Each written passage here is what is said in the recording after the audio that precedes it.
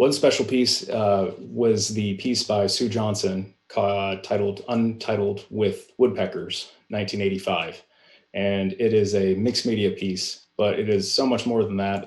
It has all kinds of wonderful spring activated on their ankles woodpeckers that bobble back and forth, but they also have the classic tilt and marble game where you actually go around and there's a ball bearing and you try to make it sit inside of a certain little dent inside of it. And those are all adhered to the front of the piece. And then within that, we have this beautiful neon green background with all of these very pop art figures and everything from a dog, a spaceship, and some other things, maybe an alien or two, some animals, and some very abstract forms going throughout. And I would be very hard pressed to think that there wasn't a person out there where this doesn't at least catch your eye, and it brings you in. The playfulness of the piece is quite something. And to see that juxtaposed to a landscape on the other side of the gallery is quite something. I do have it paired in the gallery with a wonderful abstract piece that has almost the exact same shade of neon with it. So it was really nice to be able to find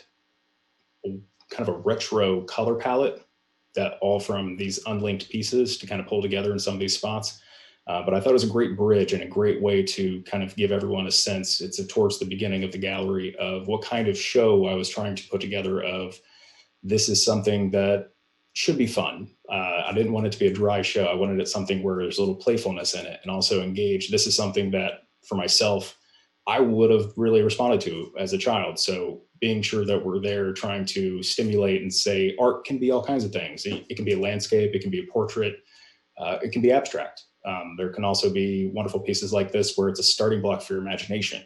And so all of those elements, those toy aspects and those games being turned into something more into something of high art in combination with some wonderful illustrations there, I think it plays really well together in bringing out imaginations for children as well as adults. And it's a great way to start the show.